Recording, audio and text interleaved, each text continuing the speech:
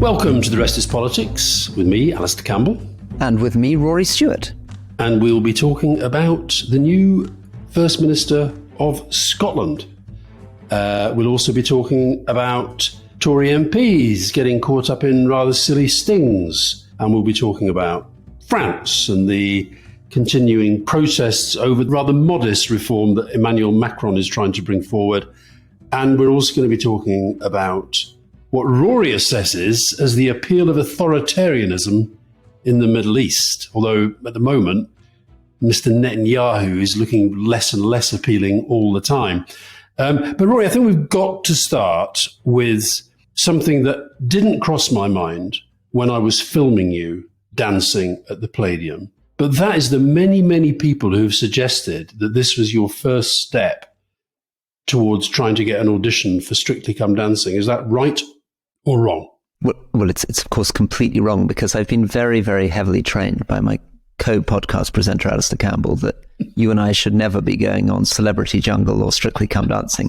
Given how rude we were about Matt Hancock, I think that would be a very bad thing. So what was it that made you want to dance on the stage? I think a very similar thing to what drew you to want to play the bagpipes to the tune of Match of the Day. But I've been playing the bagpipes all my life. Have you been dancing to Max Miller all your life? Have you? Danced to Max Miller? No, but I dance. I did a lot of Scottish dancing. Yeah, that came through. But if you played a reel, we could do an eightsome on the stage. Okay. Well, you can't do an eightsome on your own. You'd have to get 7 other people up there. Harrogate could be our opportunity. This could be the big moment for us. But anyway, at the moment, yeah, I'm very keen for people who want to see my ridiculous dancing to see it free rather than being paid a la Hancock to go on Strictly, or even to dance for a Korean consulting company.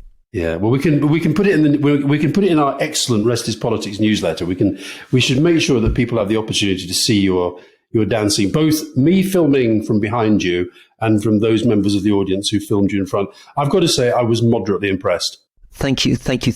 Also, bit of a plug for our newsletter. If you got a chance, I do think it would be great if people wanted to sign up. Totally free, but it is a chance for us to put in some more thoughtful, long-form essays, pieces, videos, and I think a lovely way to maybe stay on top with some of the details of politics that we don't manage to cover in the show. We'll tweet the link, we'll put it in the episode notes, and people can sign up.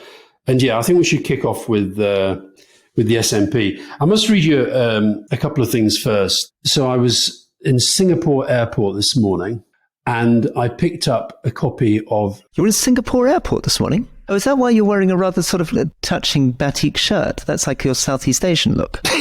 It's my attempt to sort of to merge in, yeah. But listen to this. I picked up a copy of the Times of India, okay? And the headline is from Punjab to Scotland First Minister, Humza Yousaf to be first Muslim to lead a country in Western Europe. And the intro goes as follows. Pakistani origin Humza Yousaf is the new leader of the Scottish National Party, will be the first Muslim to lead a country in Western Europe when he becomes Scotland's first ethnic minority and first Muslim First Minister on Tuesday, at a time when the UK has its first Hindu Indian origin Prime Minister. Which is pretty amazing, isn't it? It is pretty amazing. And it's interesting that you're reading that from the Times of India, because you're absolutely right. And obviously, Humza Yousaf is completely Scottish. He was born in 1985 in Scotland. He grew up completely in Glasgow, went to school in Glasgow, went to Glasgow University. I do want to point out, I thought it was good and positive that when he called out all the different aspects of his identity, he did include European.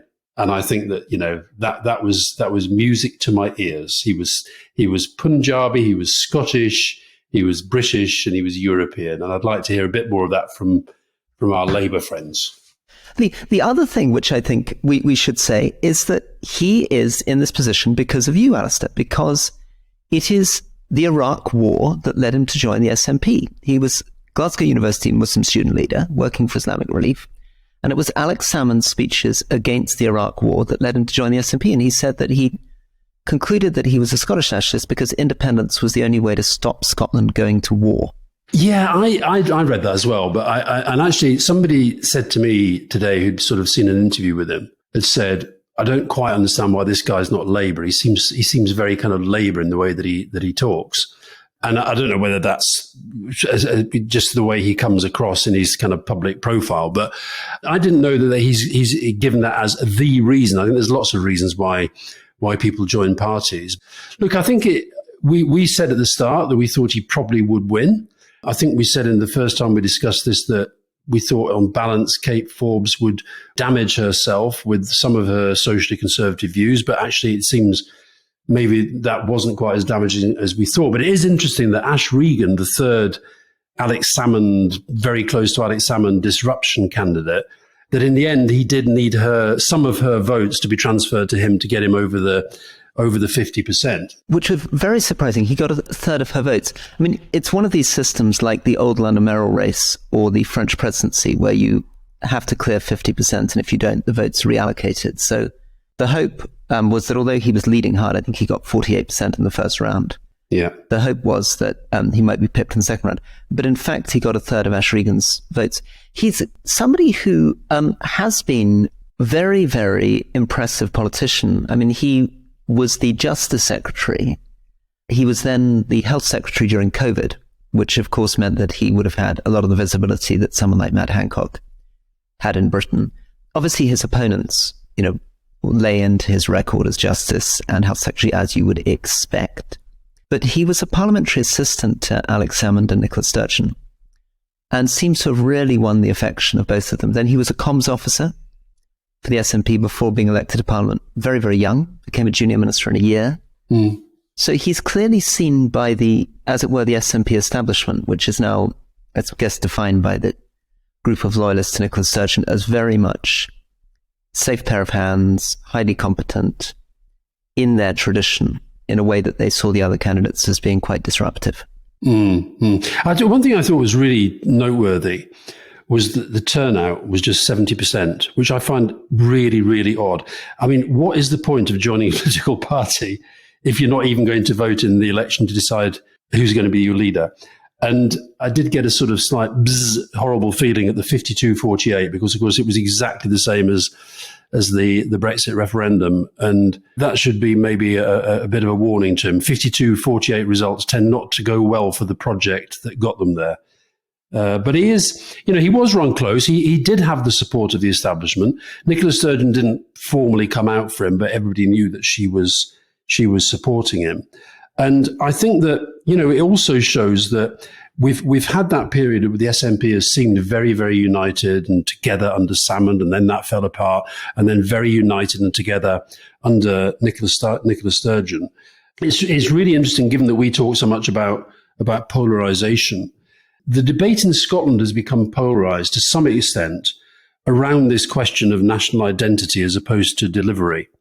And in normal politics, the delivery of a government, and that's a government that's been there for some time, becomes the kind of defining issue. I just wonder if that will change now. It's obviously in Labour's interest that it does change, and that people start to focus much more on, whether the health services function as it should, whether the schools are as good as they should be, whether they've met their pledges on drugs and so forth. It'll be harder, I think, for Humza Yousaf to own that independence debate, not least because one of the divisions that's emerged is this question about the extent to which the next election becomes a de facto referendum on independence. And I see him walking away from that already. Well, his leadership campaign has, at least in the short term, seemed to be quite damaging because, of course, Kate Forbes really laid into his record in government. And there's certainly Labour friends of mine in Scotland think that they may really benefit from this and that they could pick up as many as 20 seats in a general election.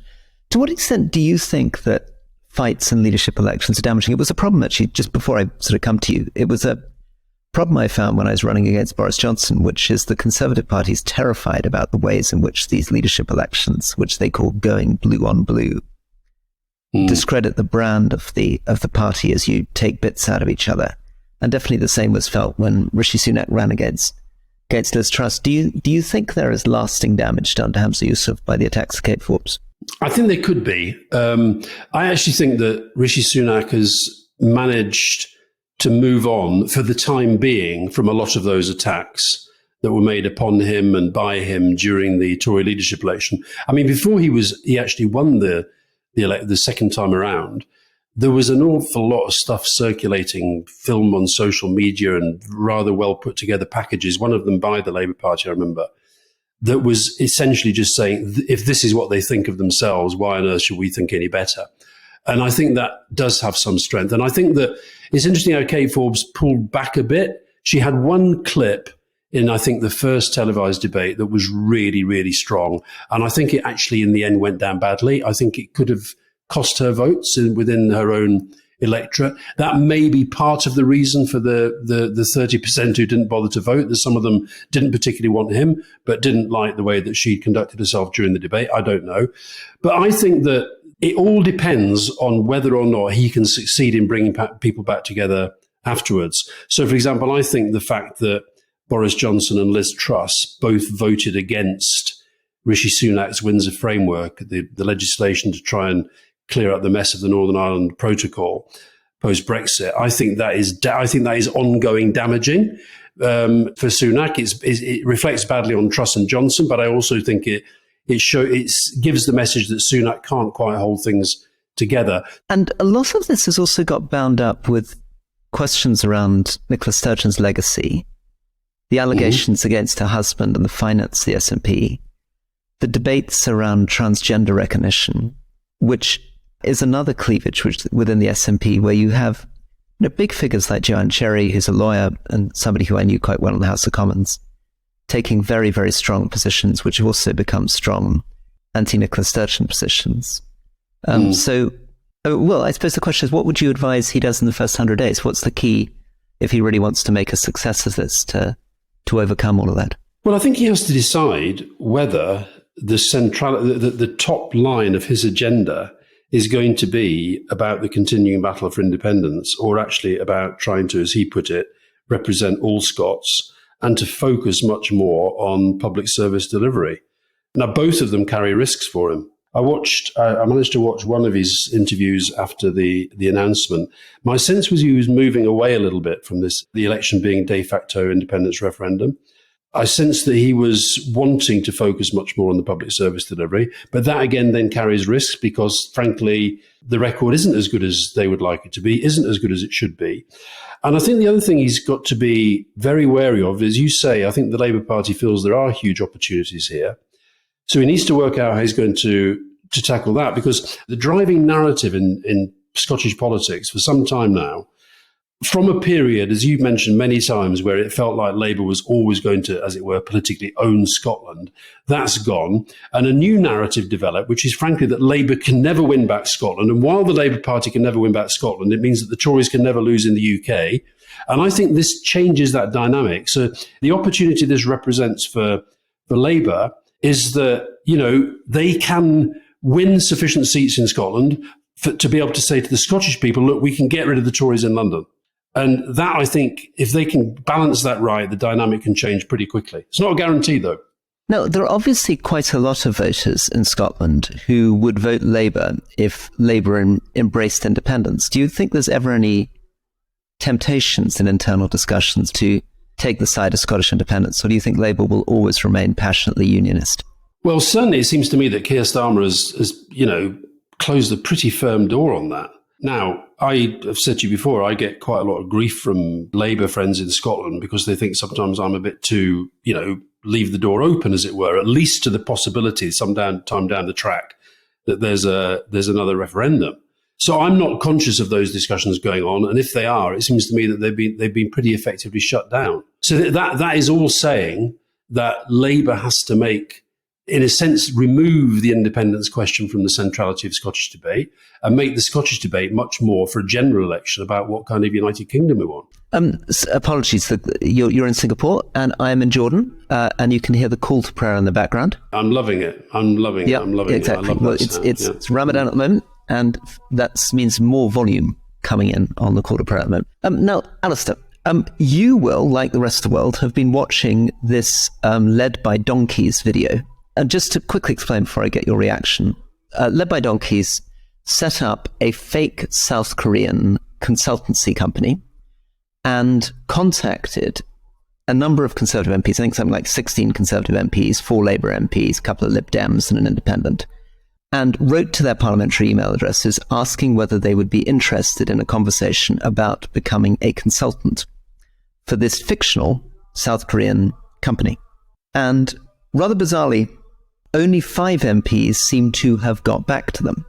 And of those one of them, Sir Gavin Williamson, dropped out of the running. I think he probably smelt a rat and decided to not continue. I think we should make clear that all of them were Tories.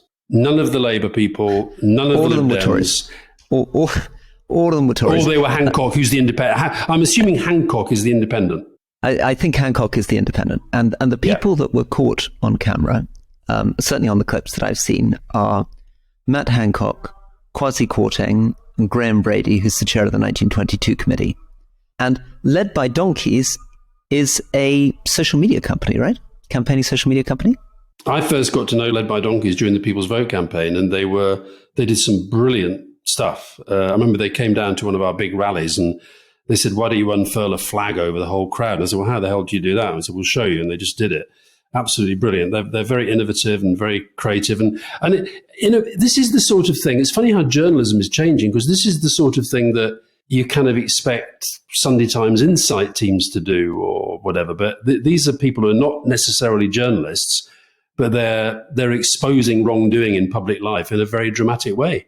I watched the clips of Hancock and Kwarteng and Brady in particular with a sort of sick feeling in my stomach. I mean, part of me wonders, you've got to be pretty stupid, haven't you? You've got to be pretty stupid to not even to sort of check whether this company is real, haven't you? Yeah. Well, I mean, I think particularly when you should be aware that this is, regardless of your morality, I think you should probably be aware that this is something that somebody might be tempted to do. If you've just been the Chancellor of the Exchequer, who was alongside a short-serving Prime Minister who crashed the economy, or if you've just been the Secretary of State for Health who lost your job and then lost a lot of credibility by running off to the jungle, you might think that therefore you might just get somebody to check it out a bit more. Or is the desire for anything that's offering you money just so big that you can't see beyond that? Well, I think this is the basic insight, isn't it, of Led by Donkeys, which is that people's greed will often lead them in odd directions. Within the House of Commons, the rules are still very, very strange. They emerged from a world in which originally MPs were not paid, and continued in a world in which traditionally, before I came into the House of Commons, we changed the sitting hours when I came in 2010, but before I came in, House of Commons would generally not meet till 3:30 in the afternoon and often continue to sit till 1, 2 in the morning. And that meant that many, many backbench MPs were able to do effectively full-time jobs, provided they got to the House of Commons by about 5 in the afternoon when the voting started. Many of them were lawyers. Many of them had businesses. That began changing partly because MPs were pushing for more family-friendly hours. So instead of being in the House of Commons from 3 until 1 in the morning, you could get back and see your family in the evening. So it votes till 10 at night on a Monday, I think 7 on a Tuesday, 6 on a Wednesday, etc. But as part of that, we're still left with this strange universe that MPs can still have second jobs as well as being members of Parliament. And I'm not sure how long that's likely to last. Do you think that's sustainable in the long run? I can see the advantage of somebody who is a doctor who carries on doing a bit of medicine. I can see the advantage of a lawyer sort of keeping their hand in. But I think if people use Parliament as the base for their own corporate financial interests, I do think people have a real problem with that. Now, they didn't in the old days. And in the old days, of course, MPs didn't have a salary, and that was one of the arguments for changing it, was to make sure that people who weren't wealthy could become representatives. But what the thing said to me, and I think will say to most people, is that there's nothing wrong in sort of talking to people who want to try and pick your brains and what have you. But it struck me, unless Led by Donkeys have sort of edited it very, very carefully, it struck me that the only thing that they seem to be interested in was the question of money. And that bit where Kwasi Kwarteng, who obviously we now know doesn't have much of a grip on the economy, but where he suddenly morphed from dollars into pounds because he worked out that the pound was still just about worth a little bit more than the dollar. I mean, it was pretty cringe-making, wasn't it? And Graham Brady just looked, so sort of stuffed up and puffed up with his own importance. And also, he at least struck me as being a little bit embarrassed about asking for whatever it was, 60. And when he said 60,000, I think the woman he was talking to, the fake consultant, was thinking, is he going to say an hour? Is he going to say a day? And eventually he went, that's for a year. And you could see him thinking in her reaction that she was a bit surprised that it wasn't more than that. I was struck by this because remember, we had this with Owen Paterson and the lobbying scandal, and Owen Paterson's effective claim that he was being paid by this company not really to do lobbying, but just for his advice. And there is a sense, I think, sometimes when I talk to MPs about this, that there's a sort of double contrick going on. There's the question of what you say to your constituents. There's also the slight suggestion that in some cases, they are slightly taking advantage of these companies. It's not quite clear what benefit really the South Korean consultancy company would get from having the geostrategic advice of Kwasi Kwarteng being shared with them. So there's a sort of odd, it's an odd business. And it's a business that many MPs, including senior Labour figures, have gone into after they've left politics, the sort of generic question of giving sort of consultancy advice to companies. And I often wonder whether it's not a bit oversold anyway, whether these companies are really getting their money's worth. Yeah, I mean, look, I do consultancy work, but I don't do lobbying. I advise on strategic development and communications and crisis management and that sort of thing. And, you know, the money can be very, very, very, very good. And I think actually even the former MPs, I just think you've got to be a bit careful. And I have this golden rule: if the choice is between cash or reputation, go for reputation every time. Now, it could have been, and let's imagine this was a real company, and let's imagine that Matt Hancock had got his £10,000 a day, whatever it was, £1,500 an hour. And let's then imagine that actually the company had decided that he really was being useful. He really was giving them good ideas. He maybe was giving them access. I don't think it's that long before there's the potential for a scandal not far down the route. I just think you've got to be a bit careful. Yeah. Shall we take a break? Yeah.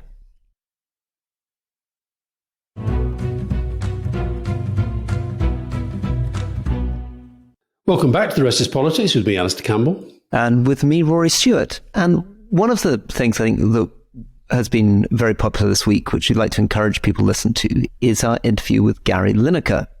It's the first interview with Gary Lineker after the great scandals around his comments about the boats. And it's on our separate podcast, which is called Leading. So if you haven't had a chance to listen to Leading is where, for example, we did a big interview with Bernie Sanders. You'll be able to go through the back catalogue. Very interesting interview, which Alistair did with a leader of the Uyghur campaign against Chinese genocide in northwest China, and many, many other valuable interviews. But perhaps the Gary Lineker one, a good one to start with. Shall we have let's listen to a quick extract from the interview with Gary.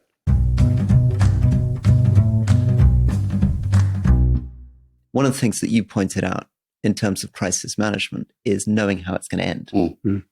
And what became clear as everybody began boycotting Match of the Day and nothing was going on, that this was not going to end well. But it was funny, I was in a restaurant, then in the back of the car. Firstly, when Ian Wright pulled out the show, and then when Alan did as well, and Shearer, I must admit, I had a tear in my eye. Did they not tell you they were going to do it? Ian Wright, when it first happened, said, "Why is this an issue? If they do anything, I'm not going on." And it's one thing saying that in a moment, but then actually to carry that through, they didn't need to do that. And I thought also the commentators. Then Alex Scott, and then Jermaine Genius and Micah, and then all the commentators, and then the match reporters, and then even the footballers said they weren't going to do any. And it was like, my goodness, this is kind of not doing it. I think they're doing it more for the cause, but they actually, to get that kind of team spirit, that kind of camaraderie and togetherness. I mean, it just moved me. It was beautiful.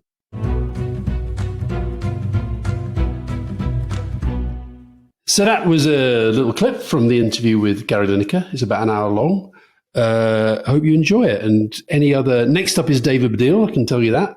And we'll keep ticking them out as well as doing the main podcast. And there's a big scoop. There's an amazing bit of news in it, which hasn't yet really broken over the papers in the way I expected it to. But it's about, just a clue, it's about Alistair's education. It's not a great scoop at all. It's just that he's given you Wait, don't spoil it for them. Don't spoil it for them. Okay. Let them listen to it. I'm not going to spoil it. I'm not going to spoil it. Once they go to Leading, wherever they get their podcast, they listen to it, they can come back to me. And let me just say this, Roy, without giving away this great scoop that you're so happy about. If you or they think for one moment that it will stop me banging on about the iniquities of private education, and in particular the role of Eton College in our society, you and they are wrong. Now, shall we talk about France and what's happening there? Because it's pretty amazing what's going on there. I mean, I go to France a lot, like France a lot, know that the French have this habit from time to time of really rebelling and really protesting. But given ultimately how pretty modest this reform is, it is pretty amazing that so many people, they've got 13,000 police out today. It's incredible. So between 1 and 3 million people have been protesting, different protests depending on how you count it. And this is because Emmanuel Macron had proposed that the retirement age in France be increased from 62 to 64. And the reason he's proposing it is that France is spending an extraordinary amount on pensions, 13.6% of its gross domestic product, which puts it just third after Italy and Greece in the OECD. And the OECD average is about 7.7%. Even Italy has raised the pension age, like I think it's even higher than ours now. Yeah. And the Italians have not really gone crazy. No. And in the UK, when I come to retire, by 2037, the retirement age will be 68, 5 years before I come to retirement. But in France, the fight is about whether it should go above 62. So fifth of teachers been on strike, trains on strike, regional flights cancelled. And it is incredibly popular, these protests. The majority of the French population want the protests to continue. 70%, according to an Odoxa poll, say the government provoked the violence. So what's going on here? Well, I think there's a lot of things coming together. First of all, is the issue where I think in particular, those people who are doing, tough manual jobs think actually that 64 is too old and 62 is when they should be allowed to retire and get a decent pension. The second thing that I think is going on is that Macron, having been re-elected for the second time, in part because he wasn't Marine Le Pen, I think there are elements of the French population who think that I don't know what they expected to be different, but they expected Macron term 2 to be very different to Macron term 1. And I think it is worth pointing out that he could not have been clearer during the re-election campaign that he was determined to do this. And then I think the other thing that's happened is that trade unions in France, they're pretty good at organizing demos and marches and so forth. And, that's absolutely, they're entitled, it's within their rights to do that, and they're very good at it, and they have an important part in the French democratic debate. But there has been a latching onto it of violent elements from both the extreme left and the extreme right. And in fact, at one of the protests at the weekend, the police said the most difficult thing they had to deal with was the violence between the extreme left and the extreme right, who sort of, kicked off at each other. But then Macron, because of, as you know, I've never quite got this, why he's so hated by so many people, because I think he's got something, pretty impressive about him. But he has become a sort of a hate figure in a way that I don't, even though Hollande had very, very low ratings at one point, I don't think he was despised by so many people. And so Macron's adversaries, I understand you're a friend of Macron, and so I understand you're quoting other people, but what is the most negative account of Macron? How would they describe him when they're being negative? Well, the thing that they try to pin to him all the time is that he's a friend of the rich. He only cares about the rich, and which I don't think is true. But that's the line that gets run. And of course, with the hard left in particular, the fact that he worked for Rothschild and that all gets thrown in as part of the thing. And then he did this broadcast. I mean, I thought it was absolutely incredible that even on the BBC, the second story on the news the other day was this story about Macron's watch. That as he was doing an address to the nation, he removed this watch, and then there was a whole debate about how expensive it was. Well, there was all this fake news on Twitter, which was fascinating. People, saying it was an €80,000 watch. And of course, you see that on Twitter, and it's such a funny story and such a funny clip. The temptation to retweet it was enormous, right? Turns out it wasn't an €80,000 watch. I mean, it turned out it was a €2,200 watch. But the story ran which is still a lot for a watch. Yeah, exactly. But that's what happens when you get these sort of, these moments where somebody's seen in a certain way. Now, the truth is, I think he took the watch off because it was clicking on the table as his wrist was on, as he was doing his address to the nation. I think that's the reason. I've got no idea. I don't know. But it's now got into a place where I don't think he can back down now. But it's also leading to this new debate now about whether actually the structures of the Fifth Republic have had their day. There should be a Sixth Republic. Because the tipping point, the thing that took it from being very big and very difficult to manage to huge and giving the sense of almost of ungovernability a few days ago, the thing that tipped it was this thing of using this, this presidential decree effectively, that you don't need a vote of parliament to get your key legislation through. That's what seems to have tipped it over. So whether that, whether he has to sort of have some kind of review longer term of the political process and so forth. I mean, when we did the interview with Francois Hollande, I don't know if you remember, but I said, my sense of France is always that the French people keep electing presidents who have very clear programs, and they get elected, and the minute they try to implement the program, the French turn against them. And Hollande, he just sort of shrugged as if to say, well, yeah, that's kind of what it's like. But you can't govern a country on that basis. It's pretty amazing, isn't it? On the watches, there's an extraordinary blog post on IFL Watches called Watches of World Leaders, pointing out that the Hun Sen, the Prime Minister of Cambodia, wears a watch that may be worth over $3 million. That Vladimir Putin has been seen with a watch that's worth at least $100,000 called a chronomètre bleu, and that Joe Biden has been pictured wearing his Rolex, his Omega Speedmaster moon watch, and various other things. So, in fact, according to this article, Macron is very much at the low end of world leaders and their watches. Well, can I just say, Rory, I have not worn a watch, any watch, since the advent of mobile phones, because as far as I'm concerned, watches are there to tell you the time. And I have the time here on my phone or on my laptop or on the clock on the wall. So I don't feel the need for this encumbrance. It's an interesting challenge. I just bought a watch for the first time. And I was like you until about 4 months ago. I agree with you. Basically, it's a bit of jewelry now, isn't it? And I don't quite understand. So hold on. Why have you bought a watch? Because I think it looks pretty. I mean, it's not to do with telling the time at all, really. I think it's interesting whether Can watches... I see it? Can I see this? Can I see whether watches can really continue. Yeah, my watch. How much did it cost you? Ooh, I don't know. I'm not going to get into that, thank you.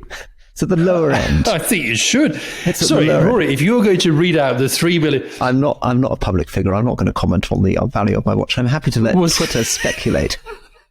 But I do think there's an interesting question about whether this industry is really going to be able to continue. I went through Switzerland, and as you can imagine, all the posters in Geneva Airport are huge pictures of more and more complicated watches as they try to make people spend a fortune. And they don't often have much of a resale value, I believe, many of these watches. You can't quite sell them for anything like what you bought them for. Anyway, off the question of watches, one of the things that Macron's tried to do is, of course, try to comply with the EU rules around deficit. To be serious for a moment. Yeah.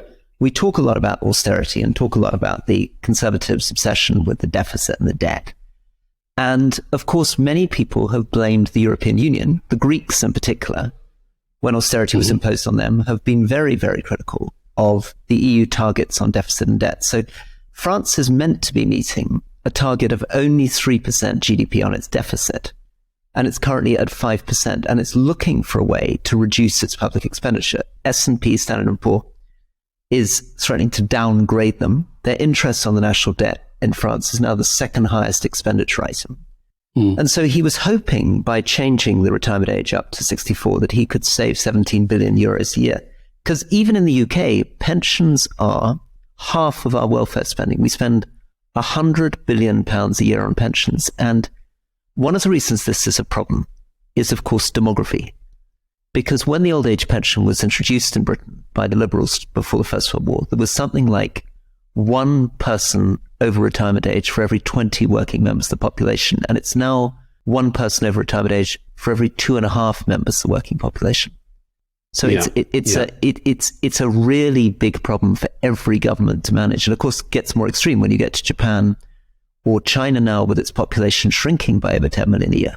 No, and also it's one of the reasons why governments, and this is very difficult in the UK because of the debate that we've been having on asylum and immigration, but it's very difficult in France as well because of the rise of the National Front.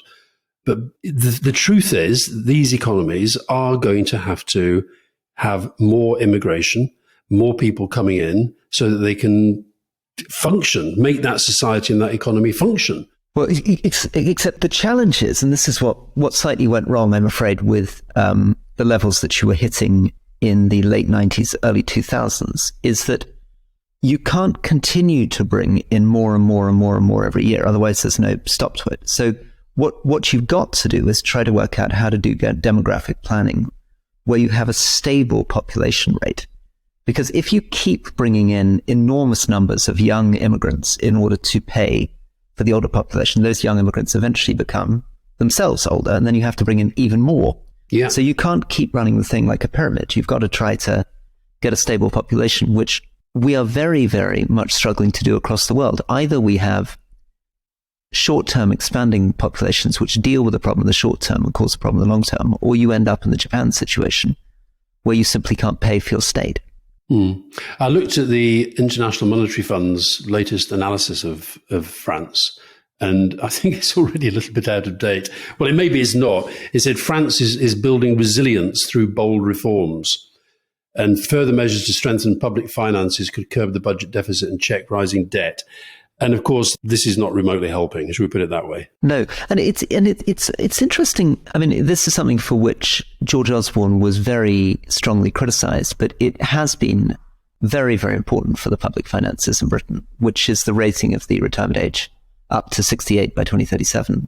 It means that the UK is right down there with New Zealand and Canada, spending only 5.6% of its GDP on pensions compared to 13.6% in France. And we need to remember that because there's we're still paying a lot more in debt than George Osborne ever told us that we would. 100%. So I don't think we should let George Osborne run away with the idea that he ran the public finances well. But there's often a debate going on, particularly in conservative circles, about are we being too generous to pensioners at the expense of the young? As a percentage of our GDP, we're right at the very bottom of the OECD on how much we spend on pensions. Mm-hmm. Yeah, and yet, one of the themes that I'm quite keen to promote is I do think the reason why more and more young people need to vote, whatever they think of the politicians, is that politics, I think, does skew itself towards thinking that pensioners can't really be touched. So raising the pension age, we didn't have anything like the protests that you're having in France because kind of people felt, well, that's going to affect a future generation. It wasn't sort of instant. And I do think that the British public are much readier to accept change to something like, pension age levels or even the pension arrangements themselves. But the politicians are less likely to want to do that because the truth is that older people are more likely to vote. Now, that's a political fact that young people ought to bear in mind when they decide to turn their back on politics. Yeah, well, of course, there was a big protest. You remember the WASPy movement. So the Conservative government in 95 under John Major first put forward this idea of increasing women's state pension age from 60 to 65. And WASPy have been really against this because women born in the 1950s feel that they've been hit particularly hard because their retirement age suddenly increased by 4, 5 or 6 years.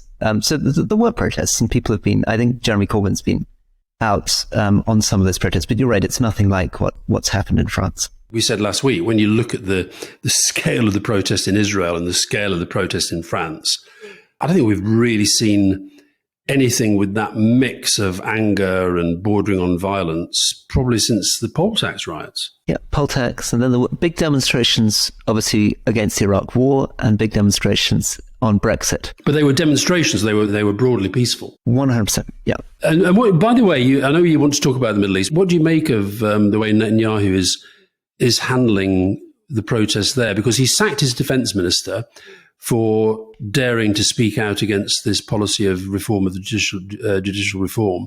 And that led to a kind of, because it was unexpected, it led to an instant and massive mobilization of protest, which does seem to have sort of clipped his wings a little bit. But my sense is he's just going to kind of plow on and get through this because he sees it as his way of staying out of jail. It's extraordinary, isn't it? It's absolutely extraordinary. And it's not as if the man that he sacked was exactly a sort of great sort of raging liberal. I mean, many Israeli friends working in the Israeli government say that it feels just like their memory of when American colleagues of theirs were working for Trump, that a lot of civil servants now feel that they've got a leadership that they find very difficult to relate to, and above all, very difficult to predict. So when they talk to foreigners about the direction of government policy, they no more know what to say than their American equivalents would have known what to say about what Trump was going to do next.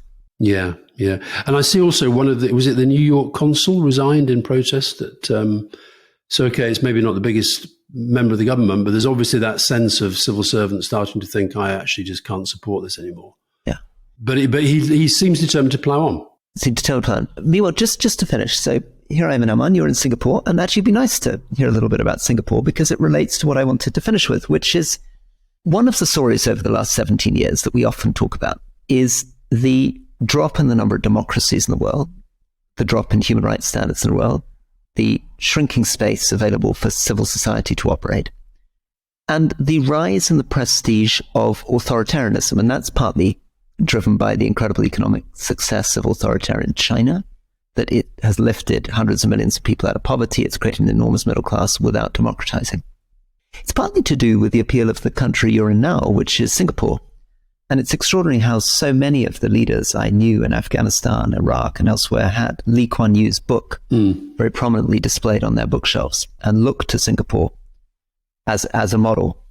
But it's also now here in Jordan and the region here, the increasing reputation of Saudi Arabia. So Mohammed bin Salman, who is often known in the West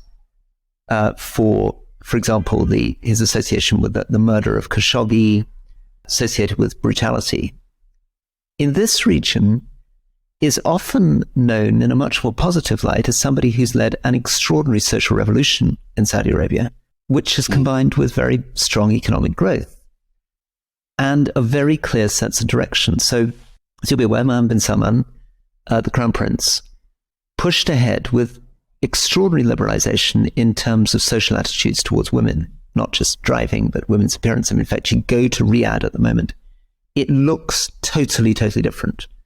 Famously, small things like rock concerts are now happening, and they are incredibly successful. His support amongst young people is very, very strong, and he was able to achieve it because there was such a conservative society. There was such timidity around confronting the clerics. He did so, and he's opened up this huge social revolution.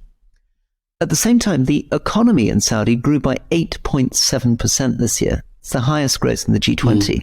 It's extraordinary growth levels. I mean, that's above and beyond places like China. Oil exports up 25%.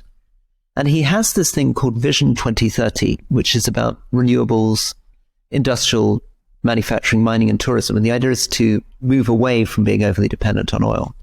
And some of the figures on that are extraordinary, not just in Saudi, but in UAE. They're committed in Saudi 266 billion to renewables. UAE putting in 340 billion into renewables. And all of this sadly means that people in other parts of the Middle East are increasingly saying to me when I go out to meet people for dinner or get in a cab, are increasingly saying, isn't this great? What countries need is a very strong ruler like Mohammed bin Salman with a clear vision who's knocking stuff through. Give me a sense of Singapore. Give me a sense of how things feel in Singapore and how it's changing. Well, you mentioned Lee Kuan Yew. I've got to say, Lee Kuan Yew I met him with Tony Blair I think first when we were in opposition, and then when we were in government. He's without doubt one of the cleverest people I've ever met. Just a breadth of wisdom and information and analysis that was kind of extraordinary. When you think of what Singapore came from to what it is now, it is one of the most remarkable development stories, I think, of all time. And it's so interesting to hear you talk about them in the context of this debate about authoritarianism, dictatorship, and so forth, because what I sense happening here is actually you've got one of the most efficient governments in the world, not corrupt. They pay their ministers very, very well. They pay their ministers $1 million, is that right? Yeah, they pay them a lot. I don't know what the exact figure is, but the ministers get paid, and they go out and try to recruit the best and brightest people from business, from the healthcare system, whatever it might be. And so the PAP, the ruling party, which has been in power for a long time, but there is a pretty vibrant opposition, and the government, you see that opposition kind of grow election by election. Still got a very large PAP majority. And it's interesting when you talk to some of the people here about how they share some of the concerns that you will not be hearing about in China, for example. They worry about the spread of social media and the impact that it's having upon the democratic fabric and this kind of thing, and the sort of forces of misinformation from around the world that try and kind of infiltrate our debate. So I think they get a deservedly good reputation for the scale of transformation. I think they get an unfair reputation because of the fact that Lee Kuan Yew was without doubt a very, very, very strong, firm leader who did some pretty difficult things, particularly when the country was being established. It remains, though, still, from the point of view, certainly from my point of view, a troubling place. The way in which, for example, the rights of migrant workers are protected would be deeply, deeply shocking to people in the United Kingdom. They are paid at very, very low levels. And Singapore is a very wealthy country, got one of the highest GDP per capita in the world. And the salary of domestic workers is arranged according to which country they come from at incredibly low levels. They have almost no rights at all.